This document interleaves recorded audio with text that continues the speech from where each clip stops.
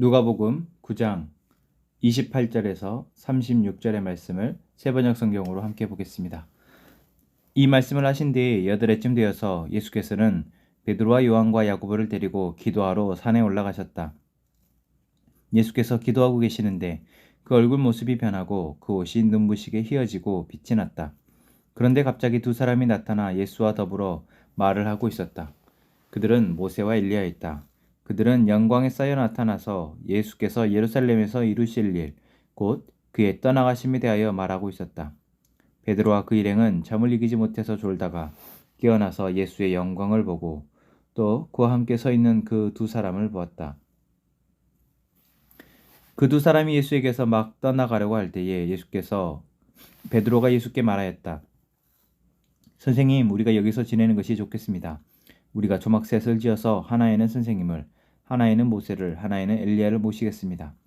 베드로는 자기가 무슨 말을 하는지도 모르고 그렇게 말하였다. 그가 이렇게 말하고 있는데 구름이 일어나서 그 세 사람을 휩쌌다. 그들이 구름 속으로 들어가니 제자들은 두려움에 사로잡혔다. 그리고 구름 속에서 소리가 났다. 이는 내 아들이요 내가 택한 자다. 너희는 그의 말을 들어라. 그 소리가 끝났을 때 예수만이 거기에 계셨다. 제자들은 입을 다물고 그들이 본 것을 얼마 동안 아무에게도 알리지 않았다. 아멘. 오늘 예수님은 제자들과 함께 기도하러 산에 올라가십니다. 모두를 데리고 가시진 않으시고 베드로와 요한과 야고보를 데리고 가시는데 12제자 가운데에서도 베드로와 요한과 야고보는 예수님이 기도하러 가실 때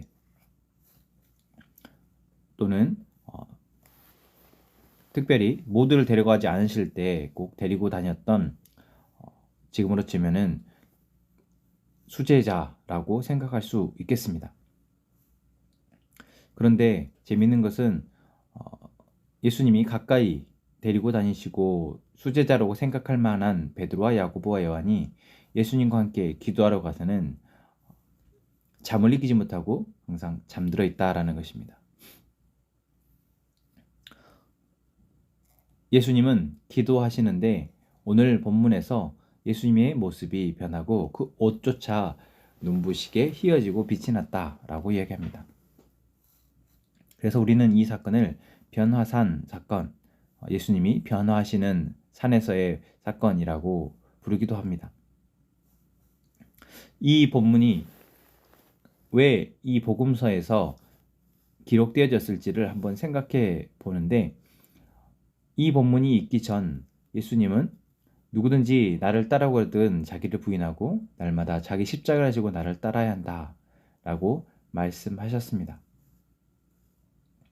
하나님 나라를 전파하시고 하나님 나라를 보여주셨던 예수님이 이제 제자들에게 자기를 따라오려거든 자기를 부인하고 예수님의 십자가를 지고 따라야 한다 라고 말씀하시고 나는 곧 목숨을 잃을 것이다 라고 이야기하셨다 라는 것이죠. 그리고 이어서 이제 예수님이 제자들과 함께 기도하러 가셨다라는 본문이 나옵니다.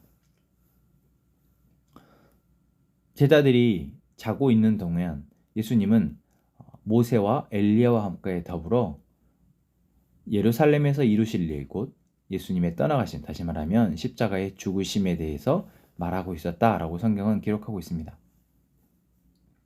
예수님은 본인이 하셔야 할 일에 대해서 하나님과 또한 모세와 엘리야, 하나님의 구원을 보여주고 또한 예언했던 이 두 구약의 인물과 함께 이야기를 나누고 있는데 그것을 모른 채 제자들은 자고 있었다라는 것입니다.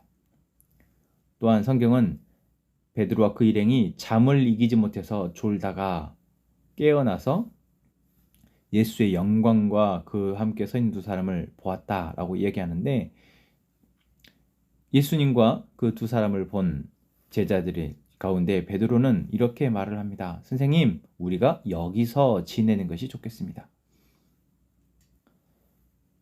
예수님은 곧 자기가 죽고 다시 3일 만에 살아나시겠다라고 말씀하셨습니다. 그런데 제자들은 여기서 지내는 것이 좋겠다라고 고백하고 있다라는 것입니다. 물론 이 표현이 그 장엄한 장관 그 모습을 보고 감격하여서 고백한 어떤 믿음의 고백, 은혜의 고백이라고 우리가 생각할 수도 있을 수 있지만 결국 하나님이 예수님을 통해서 우리에게 보게 하시고 깨닫게 하시고 살아가게 하실 삶이라는 것이 이 땅에서 보기 좋고 이 땅에서 살기 좋은 삶이 아니다라는 것을 우리는 알아야 할 것입니다.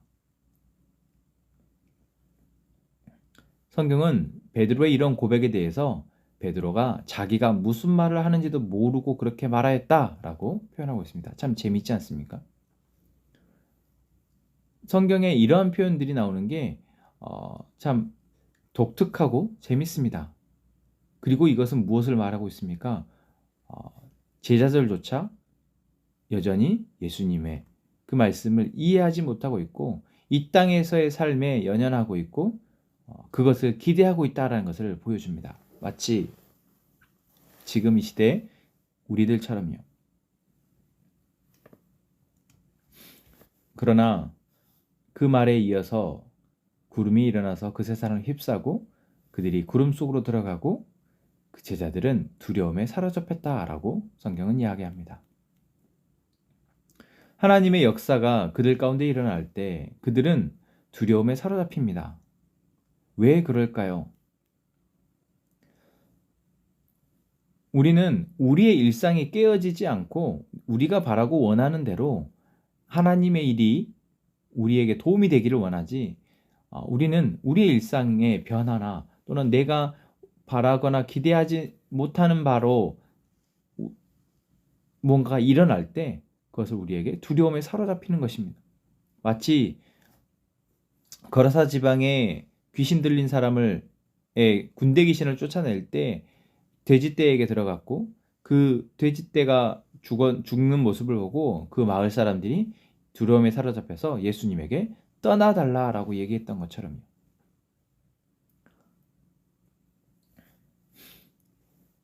두려움에 사로잡힌 제자들에게 하늘에서 소리가 납니다. 이는 내 아들이요 내가 택한 자다. 너희는 그의 말을 들어라. 오늘 하나님이 우리에게 온 말씀을 통해서 이야기하시는 바가 그렇습니다. 우리는 우리를 살리신 예수님을 바라보고 예수님의 말을 듣고 그분이 우리의 삶을 이끌어 가시는 것을 순종하는 우리가 되기를 원합니다.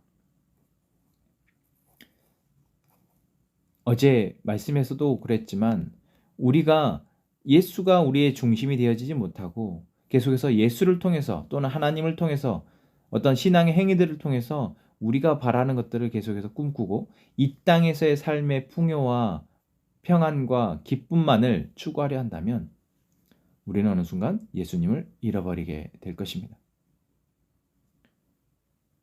예수님과 함께 있지만 여전히 예수님과 함께하지 못했던 제자들처럼 우리 역시 계속해서 예수님을 찾고 있지만 정작 예수님은 발견하지 못하는 삶을 살게 되고 말 것이라는 것입니다.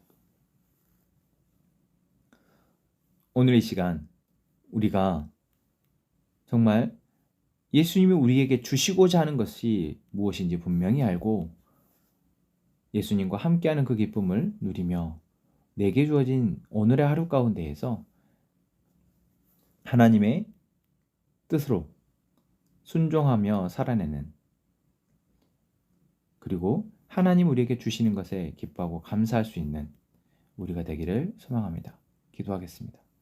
하나님, 오늘도 어리석은 우리가 연약한 우리가 주의 말씀을 붙들고 기도합니다. 우리는 베드로와 제자들처럼 어쩌면 여전히 이 세상에 관심 많고 이 세상에서 바라는 것들이 이루어지기를 기대하고 있는지도 모르겠습니다. 하지만 하나님, 오늘 우리에게 말씀하십니다. 너희는 그의 말을 들어라. 오늘 우리에게 말씀하시는 말씀을 듣고 예수님의 그 말씀이 정말 나를 이미 살리셨고 나를 이미 영원한 하나님 나라를 소유하게 하셨다라는 것을 믿고 오늘 우리에게 주어진 시간 가운데 하나님의 말씀을 듣고 하나님의 뜻 가운데 우리가 살아낼 수 있도록 순종하는 우리가 되게 하여 주옵소서. 오늘 하루도 주님께 맡겨드리며 예수님의 이름으로 기도드립니다. 아멘.